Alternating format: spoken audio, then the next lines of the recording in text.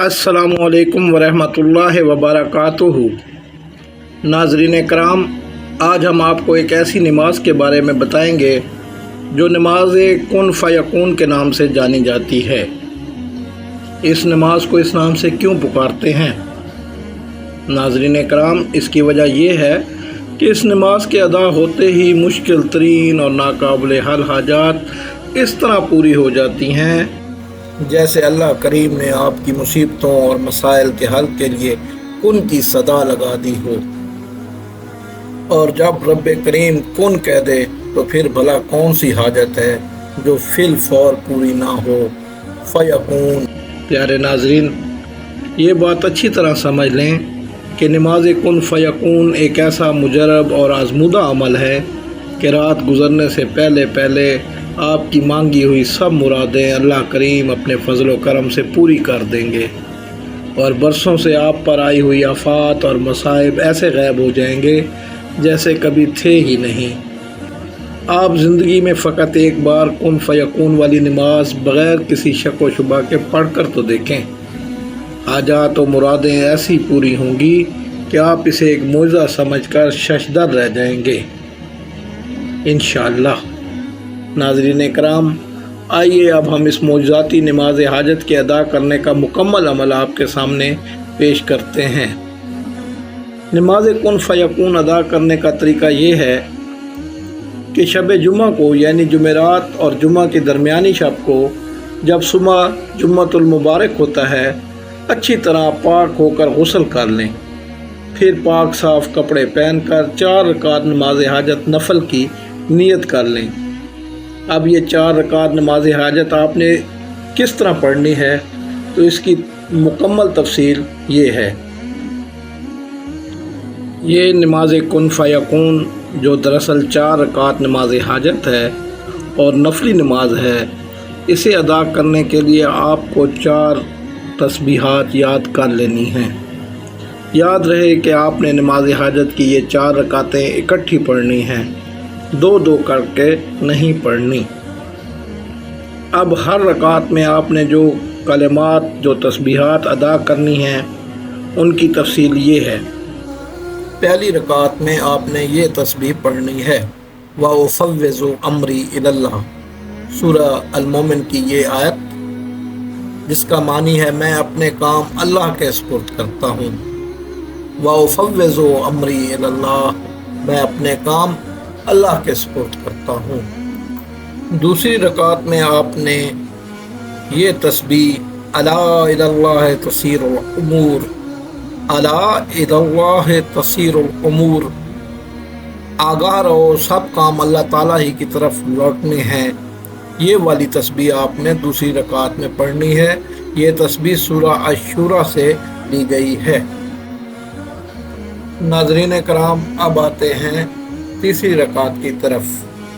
तो आपने तीसरी रकात में सूरह सफ़ की ये तस्बीह नस्रुम मिनल्लाहि फ़तहुन करीब, नस्रुम मिनल्लाहि फ़तहुन करीब, ये वाली तस्बीह आपने पढ़नी है, जिसके मानी है घबराओ नहीं, अल्लाह की मदद और करीब की फ़तह जल्द आने वाली है। Help from Allah and a near victory is imminent.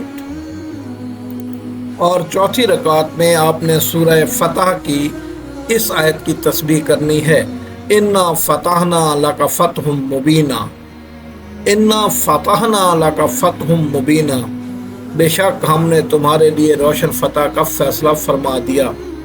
दरअसल ये आयत उस वक्त नाजिल हुई जब नबी अकरम सल्लल्लाहु अलैहि वसल्लम और आपके सहाबा कराम रज़ी अल्लाह अन्हुमा हुदैबिया से वापस आ रहे थे। आप सब लोग इंतहाई हुज़्न व मिलाल का शिकार थे, तो नबी सल्लल्लाहु अलैहि वसल्लम ने अपने सहाबा को बुलाकर कहा कि मुझ पर एक आयत नाजिल हुई है, इन्ना फ़तहना लका फ़तहुम मुबीना, जो मुझे सबसे ज़्यादा अज़ीज़ और महबूब है। ये कलमात आपने हर रकात में अदा करने हैं। इसकी तरकीब ये है कि पहली रकात में व उफ़व्विज़ु अमरी इलल्लाह की तस्बीह 100 मरतबा अदा करनी है। 100 मरतबा आपने ये तस्बीह पहली रकात में सूरह फातिहा के बाद बग़ैर कोई आयत मिलाए ये तस्बीह پڑھنی ہے۔ پھر دوسری رکعت میں الا الی اللہ تسیر الامور والی تسبیح 100 مرتبہ یہ تسبیح بھی آپ نے پڑھنی ہے۔ سورہ فاتحہ کے بعد کوئی سورت نہیں ملانی، بلکہ 100 مرتبہ یہ والی تسبیح پڑھنی ہے۔ اسی طرح تیسری رکعت میں آپ نے نصر من اللہ فتح قریب والی تسبیح 100 مرتبہ ادا کرنی ہے، 100 ٹائمز۔ اور چوتھی آخری رکعت میں آپ نے 100 مرتبہ انا فتحنا لک فتحا مبینا کے کلمات ادا کرنے ہیں۔ یاد رہے کہ آپ نے یہ کلمات پڑھتے وقت سورہ فاتحہ کے ساتھ کوئی اور سورہ نہیں ملانی، بلکہ 100 مرتبہ ہر رکعت میں جو کلمات بتائے گئے ہیں وہ ادا کرنے ہیں۔ ناظرین کرام، یہ کلمات آپ انگلیوں پر گن کر یا پھر کاؤنٹر والی تسبیح کی مدد سے ادا کریں تاکہ غلطی کا کوئی احتمال نہ ہو۔ یہ بات بھی اچھی طرح سمجھ لیں کہ گنتی ہر لحاظ سے ٹھیک ہو، نہ کلمات 99 دفعہ پڑھنے ہیں نہ 101 مرتبہ، یعنی ہر کلمہ اپنی اپنی بتائی گئی رکعت میں ٹھیک 100 مرتبہ پڑھنا ہے، ورنہ عمل درست نہ ہوگا۔ اب نماز حاجت مکمل ہونے کے بعد یعنی سلام پھیرنے کے بعد آپ نے سورہ البقرہ کی یہ آیت غفرانک ربنا و الیک المصیر، اے ہمارے رب ہم تیری بخشش کے طالب ہیں اور ہم سب کو تیری ہی طرف لوٹنا ہے، 100 مرتبہ آپ نے یہ تلاوت کرنی ہے۔ پھر آپ نے سجدے میں جا کر 200 مرتبہ استغفر اللہ و اتوب الیہ کی تسبیح پڑھنی ہے۔ میں اللہ سے معافی مانگتا ہوں اور اس کی طرف رجوع کرتا ہوں۔ آپ نے یہ تسبیح 200 مرتبہ، کتنی مرتبہ؟ 200 ٹائمز آپ نے یہ تسبیح پڑھنی ہے۔ ناظرین، یہاں ایک بہت ہی ضروری بات جو آپ نے اچھی طرح یاد رکھنی ہے وہ یہ ہے کہ سجدے میں یہ دعا مانگتے ہوئے آپ نے اپنے ہاتھوں کو ویسے ہی الٹا رکھنا ہے جیسے سجدے میں ہوتے ہیں، نہ کہ اس طرح جس طرح ہم عمومی طور پر ہاتھوں کے ہتھیلیوں کو سیدھا کر کے دعا مانگتے ہیں۔ اللہ کریم پر یقین کامل ہے کہ ان تسبیحات و کلمات کی وجہ سے ابھی آپ نے سجدے سے سر نہ اٹھایا ہوگا کہ رب العزت آپ کی دلی مرادیں سن کر آپ کی تمام حاجات پوری فرما دیں گے انشاءاللہ۔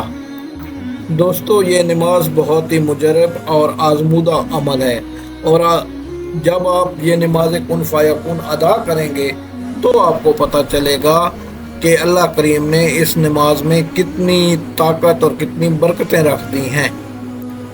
آپ سب نے زندگی میں ایک مرتبہ یہ نماز پڑھ کر اس حیران کن عمل کا بذات خود مشاہدہ کرنا ہے، اور کمنٹس میں یہ ضرور بتانا ہے کہ آپ کو اس عمل سے کیا کیا آسانیاں ملی۔